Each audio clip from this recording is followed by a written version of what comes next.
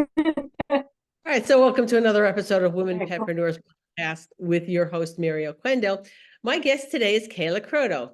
Hey, Kayla. Hello. All right, so thank you for taking time out of your day to be here. I do appreciate it. Yeah. I always like to start off with, how did you get involved in the pet industry? Okay. So I grew up riding horses and teaching riding lessons, things like that. Was always the person bringing home every bird that fell out of the nest, every stray animal, and was told numerous times by my parents, we are not a pet hospital. Um, Ended up going to college, and I didn't want to be a vet, didn't want, I don't think I could stand in a room and tell somebody like their animal was ill. And but pretty much went to college and couldn't figure out what I wanted to do. And I was working at PetSmart at the time. And um basically the salon manager at the time also had horses. So we had kind of talked here and there. I had seen the TV show Groomer Has It.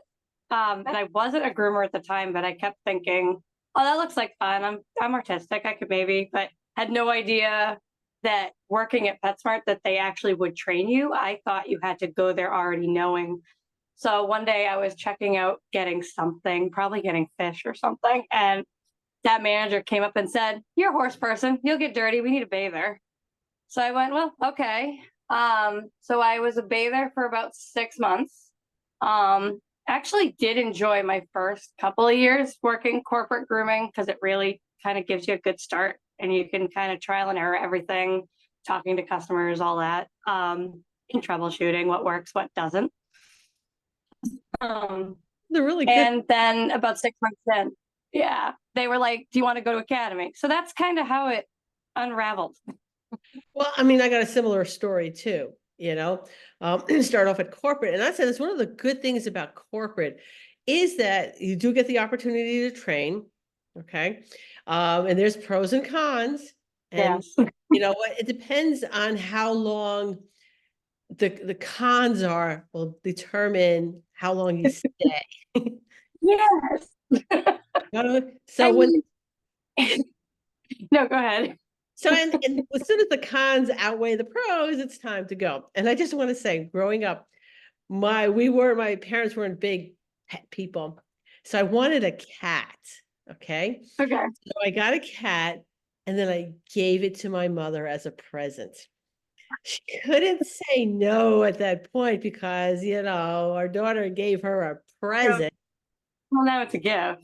It's a gift, So that's how I got my first cat. How I got my very first pet. Gifted it to my mother. She could not say no. See, I just haunted them I wanted to go to the shelter and rescue a dog, and it took me a few years, but they finally caved. Um, so, and, I think they were also probably hoping that would stop what has she brought home from the barn or in the backyard, or what is she feeding outside?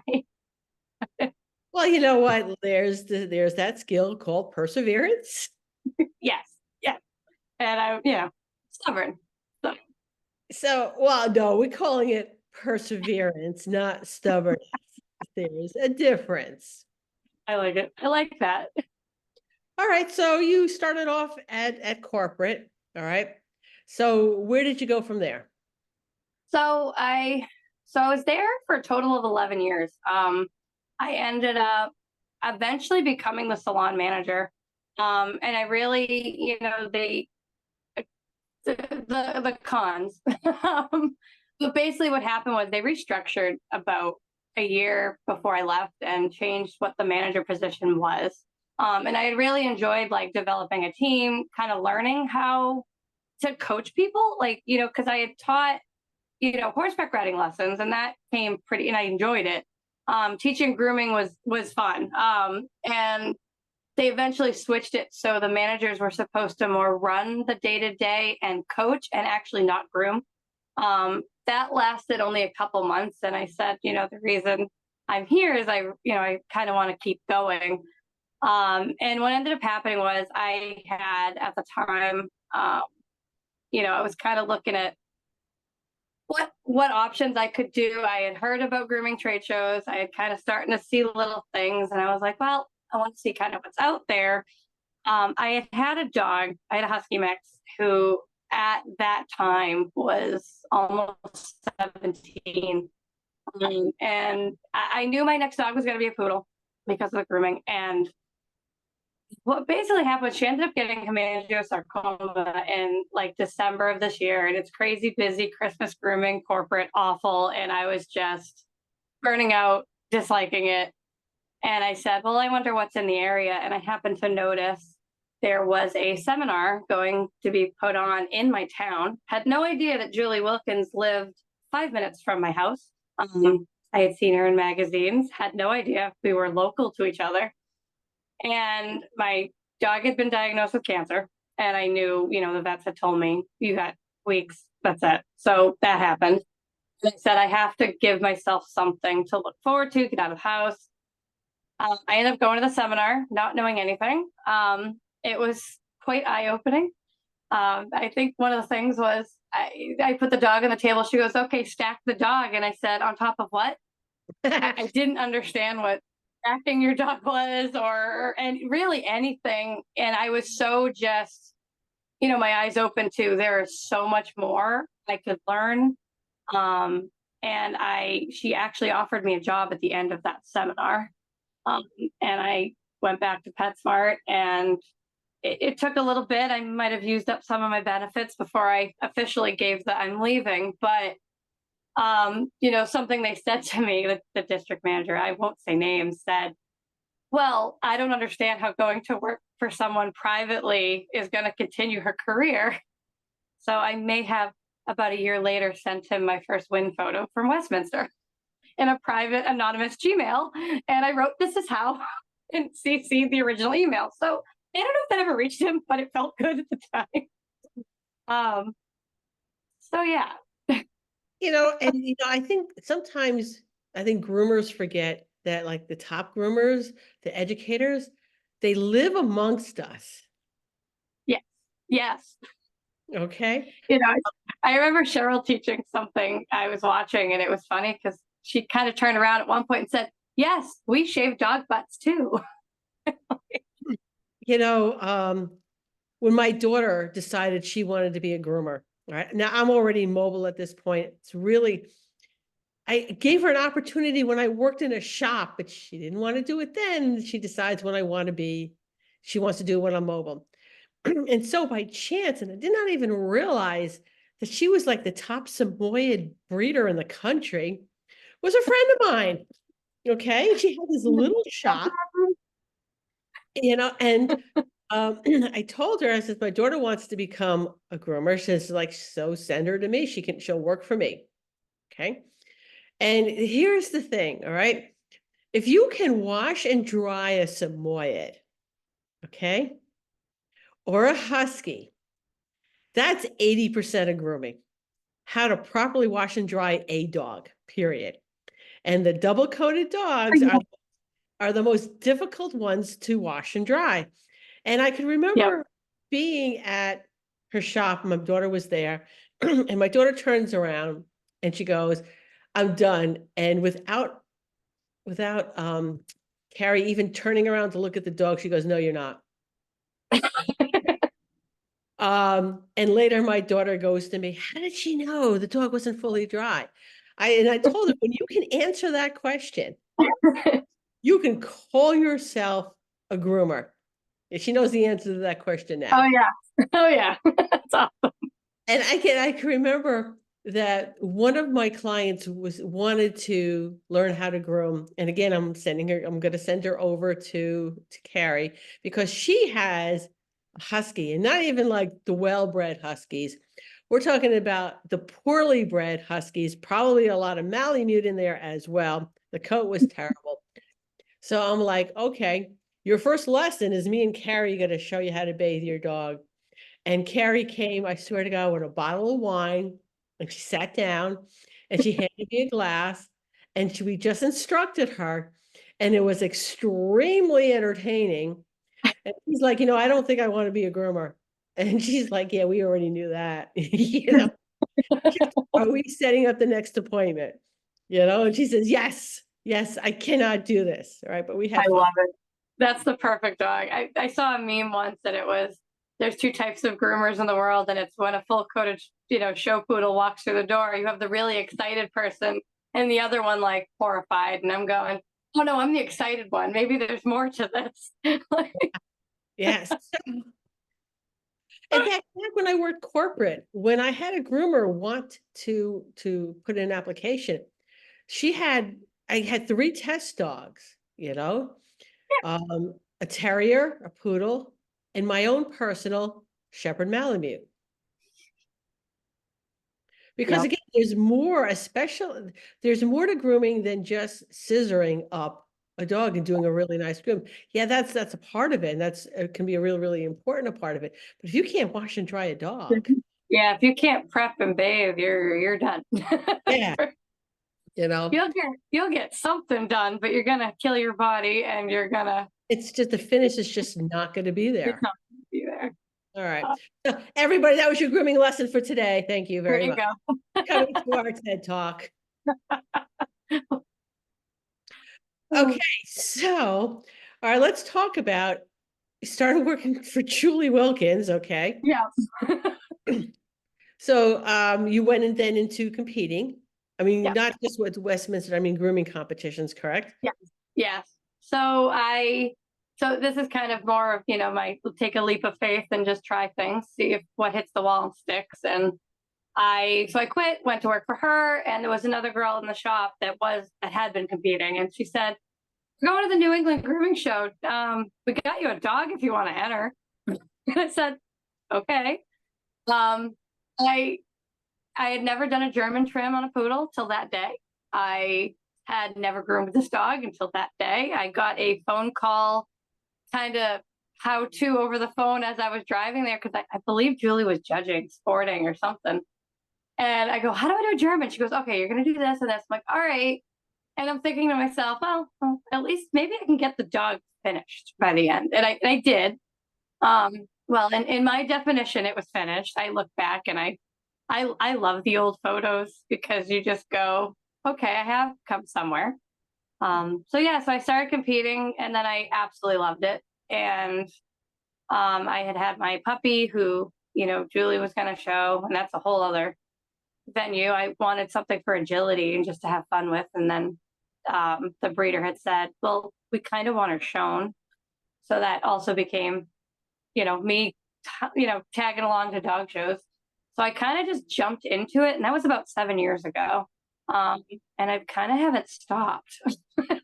Okay, so I'm assuming that first one was open, correct? Not open, I'm sorry, entry. Entry. There's a difference. Yeah, I was an entry for a year or two. I think I placed 3 times. I got one first. And then COVID sort of shut down everything. Yep. And I had bred Aria, and I now have Gavin as a puppy, and I ended up finishing him, which put me into intermediate. And I said, well, okay. So I went into intermediate with Aria at New England again, and it kind of came full circle. And we got a best in show for intermediate. Then a couple months later, I took Gavin to intergroom, and we won Rising Star. So I was in open in 2 shows and went, well, I have definitely jumped off into the deep end. Here we go. But Okay. at this point, kind of addicted to that, and it's been fun. All right, so let's talk about competitions. Okay. Sure. All right, so start off with your experience with entry. All right, because I know there's a lot of people who are afraid to take that first leap, don't know what to expect. And I'm going to say that's exactly what happened to you. You're like, oh, guess what? You're an entry. Have at it. Fun. I mean, it's definitely, and I love now trying to talk to the newbies and the ones that are coming in and they're nervous. And I try to tell people I used to show horses. So I, at least when you get in there, you kind of just focus in on what you're doing. But I try, to encourage people just to try. And I always tell everybody the first 5 minutes, you're going to be scared to death. You're going to be shaking. And then all of a sudden you're going to look at the dog and go, we're just grooming, and nobody's really paying attention to you. It's fine.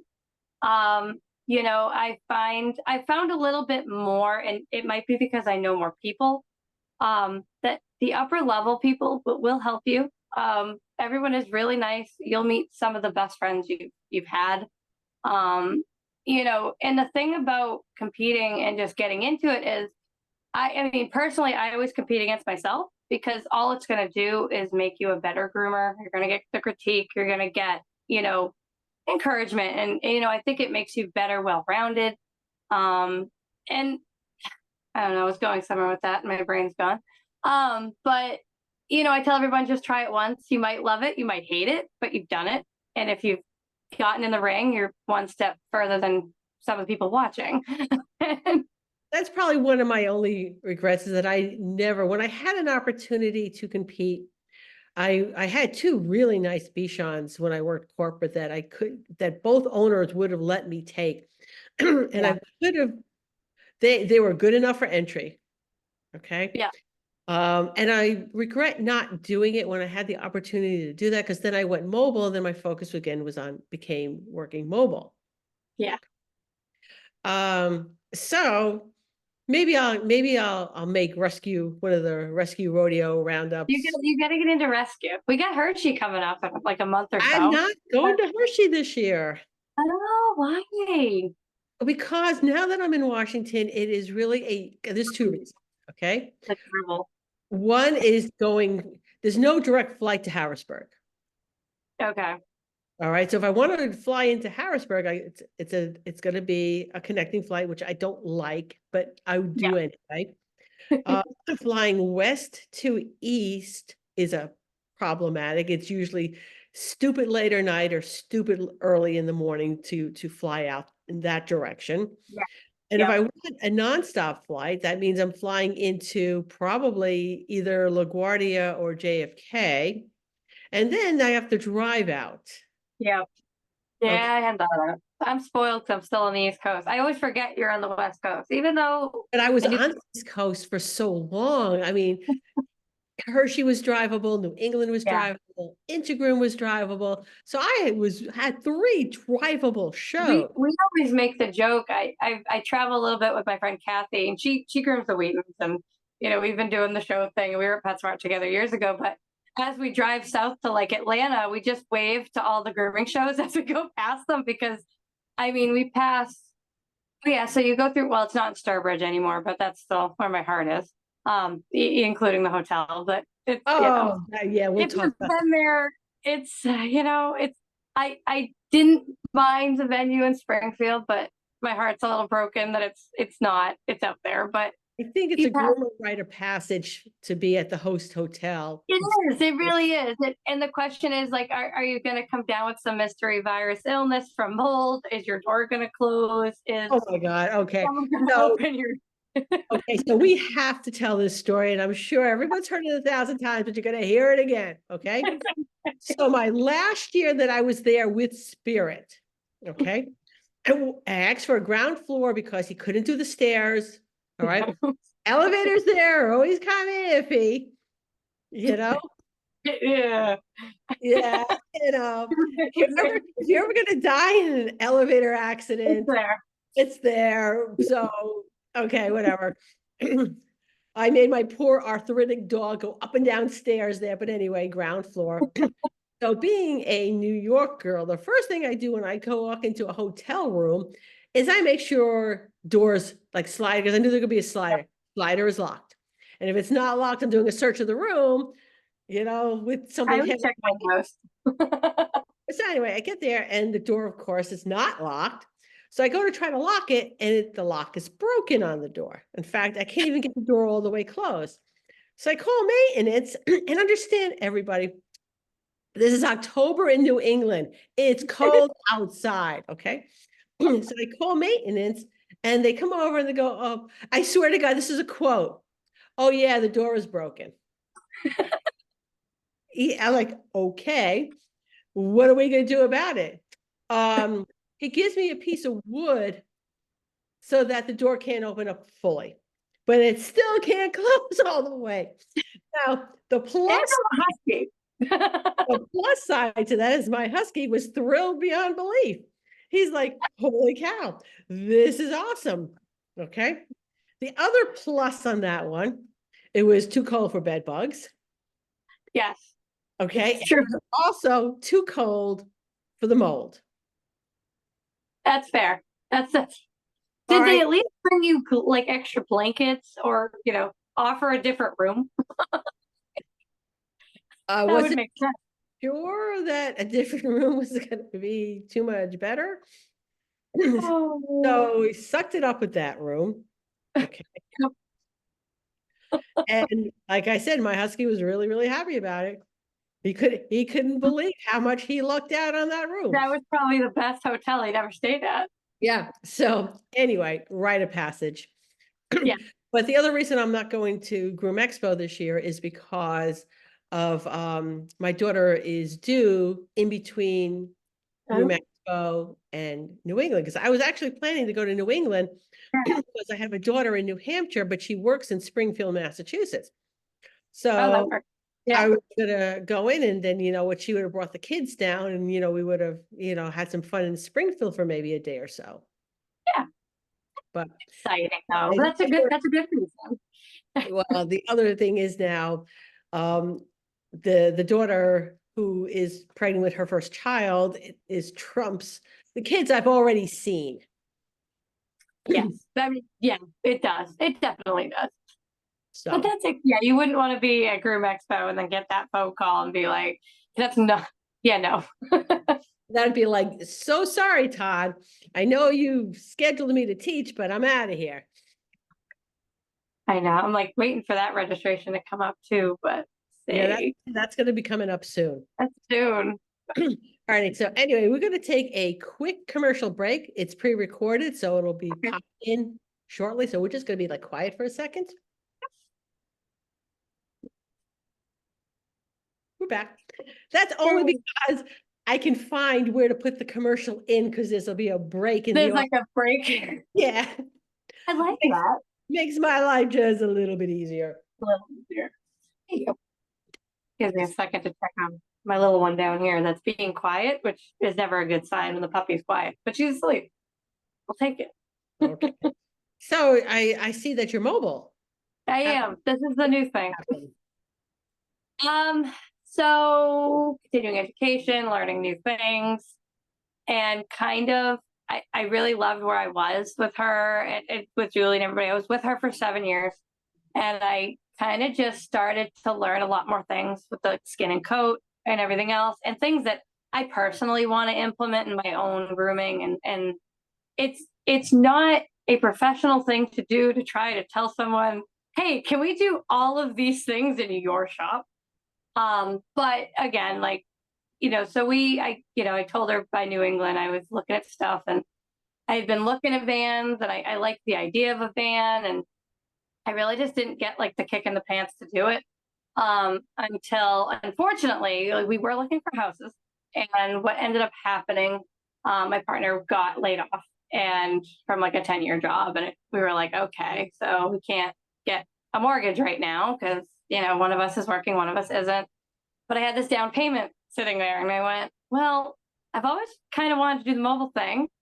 And I kind of just bit the bullet. I joked that I had a quarter life crisis in December, and I quit my job. I bought a puppy. I bought a mobile van, and I got engaged. And I said, so I just kind of went with it, and I said, you know what, it might be a good time to go for it. So here we are in my van right now. Okay. Yeah, love mobile grooming. Once I don't know if I'll ever go back in a shop. no, no. I've told many a person I would sooner work at McDonald's than go back to working in a grooming shop. Oh yeah. Yeah. You know what, it's like when you have it good at a shop, but you also know how other shops can be. It's like I knew when I moved on, I really didn't. I wanted to be my own boss too and do my own thing. And so yeah, so I'm quite enjoying it. I mean, it's definitely been a learning curve. But luckily, the one thing I have realized is a lot of the other mobile or house call groomers are very happy to answer your phone call when you're freaking out because, well, I have propane and I have the heat, everything's on and the thermostat, but it's blowing cold air. It was the Kayla, did you unscrew your propane? I go, what are you talking about? Go outside, screw that little silver knob, go outside, screw the little silver knob, go back inside, suddenly have heat. I'm like, gotcha. So I told Amanda this, Amanda Matz, and I was like, I have an idea for a class. I've never spoken, I've never started teaching classes. It's something I want to do, but I've been so far this year keeping notes on all the things they don't tell you your first year mobile. Okay. Because Yeah, it's a learning curve. It's a learning curve. So you and I will talk about create that program after we finish the recording. Okay. Yeah, it's why I've have half the books I've written are on mobile grooming because all those things. like, but silly and it's comical. So we have the carbon monoxide. This is a good one. There's a carbon monoxide detector in here, and one day I was fluff drying a poodle, and this was not one of my finer moments. I wish there was a video in here for this because it's funny. But I'm sitting here and I'm fluff drying and doing the thing, and you know those slicker brushes and they're wooden handled, and sometimes there's a little dimple on the bottom of the brush. Yep. For 20 minutes, it took me to realize I hear this beeping noise, and I go, I have an inverter. I don't even have a generator. Why is that going off? So I shut everything off. I open the windows. It's February. It is 17 degrees out, and I'm airing the van out. I'm thinking I'm killing me and the dog. Can't find it. The detector's not going off. I said, all right, did it again. I shamelessly did this 4 times before I realized that as I was brushing with this brush and it was hitting the air from the dryer, it was blowing into that little dimple in the brush. It was not my detector, it was me. And I spent 20 minutes, easy. It might have been longer. I will admit to 20 minutes convincing myself I was killing myself and this dog. All right. And, oh yeah, things like that. My generator, my first van had a generator. Yeah. Okay. So my first generator, I had the carbon monoxide detector in it. And so it was wired into the vehicle. Okay. So it wasn't, no, I'm sorry. It was not wired into the vehicle. It was the little screw in, right? But Yeah, the door between the cab and the work area, the lock was broken on it. So it'd swing back and forth. Okay. So I knew there was an exhaust leak under the van, but it was scheduled to go in, while I was on vacation, which was like in another week. It's like I gotta hold out for another week. Okay.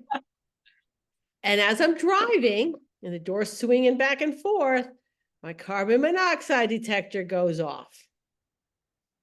And it's raining, it's pouring rain. So I'm like, okay, this is now not going to wait a week. Oh, no, it's not. All right. So I roll the windows down in the rain and I drive over to the dealership and I said, carbon monoxide was going off. The appointment I have next week is now being moved up and I'm not changing my vacation. Okay? So even if they get that fixed in a couple of days, I'm on vacation. That week is now shot. Okay. But I arrived there, and when I tell you, I look like Kathy Bates. It's in that movie, not even the one with James Caan in it. The other one, and I always forget the name of the movie. But she goes insane. She's a missionary on an island. She goes insane, and there's one scene in which her hair is like out to here, and that. They could have taken a picture of me and used it on the movie poster for that. Yeah. And I'm like, I'm going home. I am dropping the van off here. I can't work in it anyway. If you get it done before I go on vacation, I will at least drive it home. But if not, it's going to sit here until I get back on vacation. Thank you very much. So yeah, we don't ignore things like that. No, you can't. Even when they're because You call your clients and saying, listen, I got a carbon monoxide leak. It cannot work on the van. I don't want to poison you or your dog. And they're like, not a problem. We love our dog. We like you too. if they're not cool with that, then they probably shouldn't be clients. But that's the one thing I have that's new is I think when you're going to people's houses, they're way different. Everyone's more relaxed. Everyone just you're more part of the family. Like they invite you in. They want everybody wants to feed you. Like Yeah. Oh, I would tell you. And the way to my personal, my heart is through my stomach. oh, me too. And when clients would make me, one of my clients was, she could have been a baker. She could have been a commercial baker. She could have worked in a high-end restaurant doing desserts. She was that good.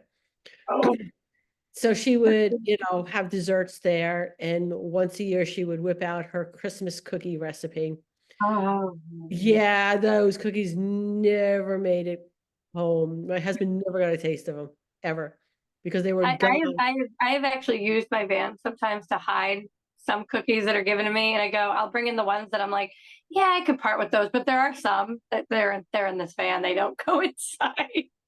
Okay, so I have one woman that cooks me breakfast when I get there, and I am like I love it, and we just hang out and talk. And yeah, so do you remember the Nextels? Was that before your time? like the cell phone, Nextel, or oh god, Nextels were like walkie-talkie type phones. yeah. I do. So I They had were one. like bright.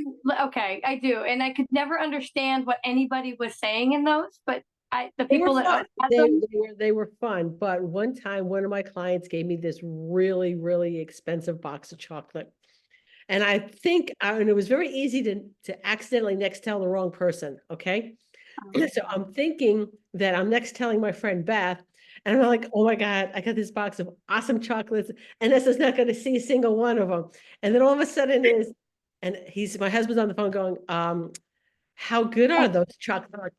Crap. oh no, All right. I'm like, all right, I'll save you one. Okay. I love it. I love it. That's perfect. What are some of the challenges you've had as a groomer?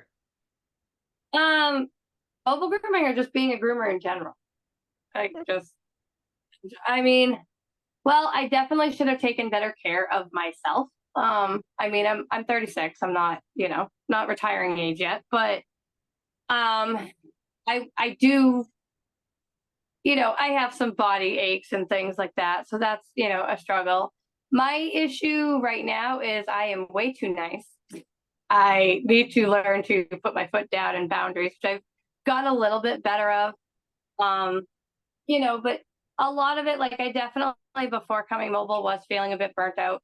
After COVID, when everybody and their like third child got a dog, and it was just the same haircuts over and over. I started getting pretty burnt, which is what caused the competition thing to upswing because I just needed something. Okay. I mean, you're typical.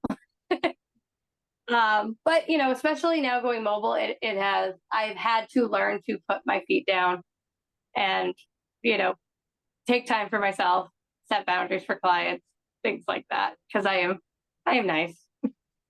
Okay. Well, yeah, that can be really, really tough. And I'm going to say what probably gave me a little bit of a leg up with boundaries was the fact that I am the mother of 3 teenage daughters at the Yeah. time. Okay. So yeah, I think that gave me not, I mean, there was still boundaries that I needed to learn to enforce, and there was a lot of mistakes I made in the beginning. Yes. But when you have, But you gotta make mistakes to learn. well, I think that's the whole thing. And here's the thing, okay? When one of us experienced mobile groomers teach something, listen to us, okay? Because we are speaking from experience. Oh yeah. Oh yeah. Then there's usually a fun story to go with a lot of those. Oh my God, yeah. So of the 20 plus years I was mobile, there is, and I always said I'm a quick study. So not only do I have my own personal stories, that when my friends would tell me stories, I paid attention to them. I was like, Yeah. you know what? I really appreciate the fact that you made that mistake. And I'm planning on not making that mistake. I'm going to learn from your lesson. So thank you very much. Okay. Also, don't be afraid to network with other mobile groomers. Oh yeah. The Facebook groups have been great, but I have my like list on speed dial where, I have like 4 or 5 people I can call if I have to. Yeah, You and know. that is so important in the beginning. So I went mobile. I'm not saying I was the first mobile groomer. I was an early adopter. We'll just put You it were doing it before it was big. before it And was.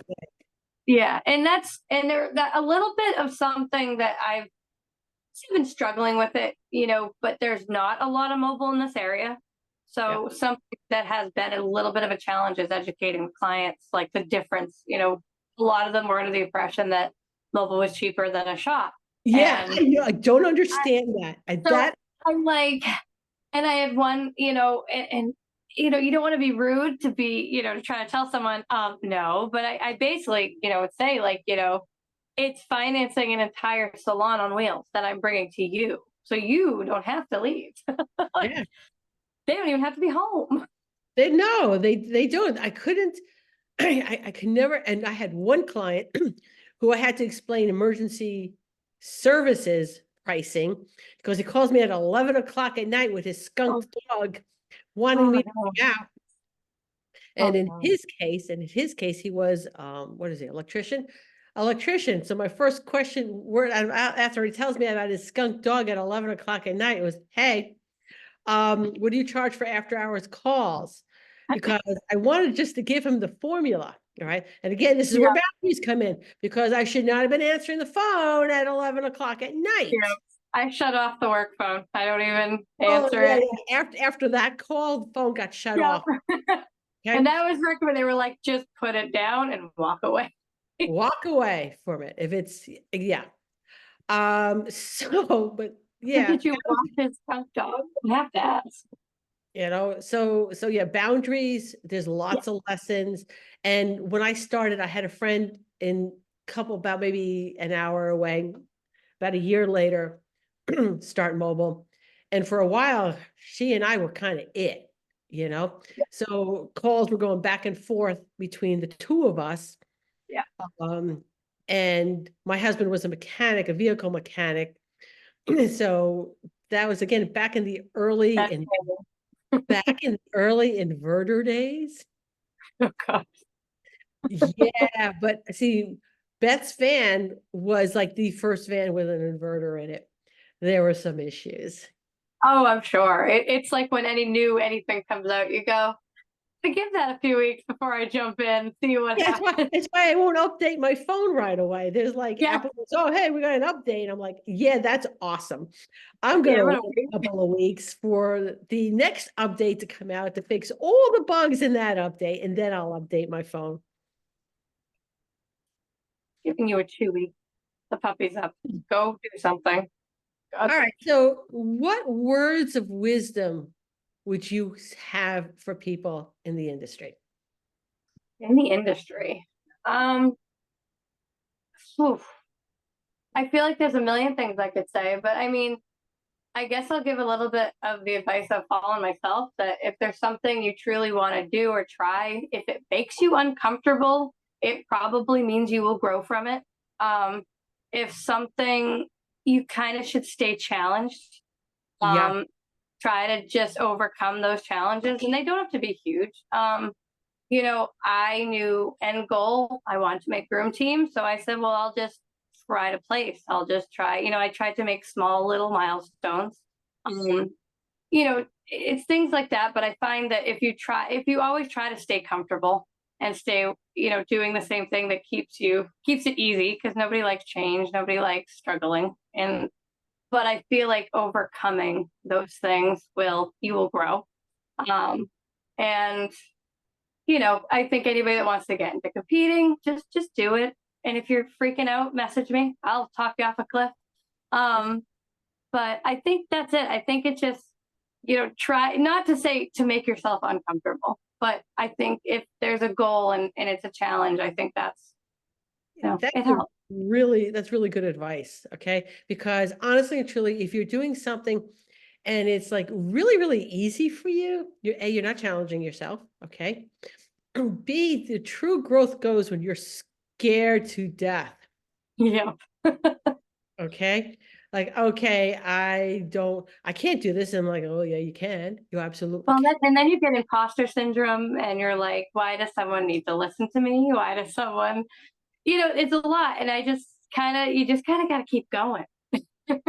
Well, yeah, imposter syndrome is a thing in here, and this is how I tell the next generation of speakers. We need the next generation of speakers. We need you to speak out, because you know what? I am not going to be in this industry forever. All of the top people in the industry are not going to be in the industry forever. Everything I've learned was from the generation before, and we built upon it. All right. So everything I'm teaching, somebody is building upon that for the next generation. So I encourage you to do it. You are absolutely necessary. And if you don't step up, if nobody steps up, if nobody ever going to say, I'm going to get out of my way and do this, okay, we'd all still be grooming with a rusty pair of straights, okay, a comb, maybe a curry brush in the back, Maybe. maybe in the back of a barn somewhere using a lye soap. Oh, God. Because you think about how grooming first started. Yeah. Okay. Oh, And yeah. yeah, where we are today. So you need that next generation, that you need to step up. You need to share your expertise. Yeah. I like that. Okay. The wooden shears and the hand crank clipper blade. I have one of those. It was a gag gift somebody gave me one time. It's in my shelf somewhere. I used to use them at the barn for horses that would not tolerate clippers to do their whiskers before shows. And let me tell you, not fun. No, you think, well, my hand hurts. It hurts. Okay. So, Think of all the ergonomic equipment that is out there now that wasn't even out there before I retired. yeah. Of all the safety equipment that wasn't out before, and I'm only retired 5 years. Well, now you have a greenhouse. So I hear. Oh, I have a greenhouse, yeah. You know what? And there's a time to take things easy. Yeah. Okay. And right out there, when I decide to fully divest myself of the pet industry, you guys can throw me a party and I'm going to say, yeah, it's awesome. But I'm going to be found in my greenhouse doing not much more than planting and growing, and probably going to trade shows for planting and growing, Anyway, you know? So, I mean, who's kidding who? All right. you still be coming. Well, maybe But not I to mean, the just barn. trade shows, but I'll be like, but there's a big one in Vegas, and I am sure there is a big gardening trade show in Vegas. I am like 100% positive of that. Oh, there you And go. I will be there. That would be fun. I never thought of doing a trade show like that, but I would totally do it. I can't keep plants. I try. I'm bad. Okay, there's no plants actually in the house. That's Okay. fair. And I'm learning a lot about gardening and how to take care of and the needs, because there's needs. Okay. So this is Yeah. a learning curve now for me. Okay. So anyway, we are just totally digressing off the point, That's but okay. not really, because you know what? You need a goal. Okay. And you need an end plan, because you really don't want to be grooming until the day you die. Or maybe you do. And if that's what you want to do, hey, more power to you.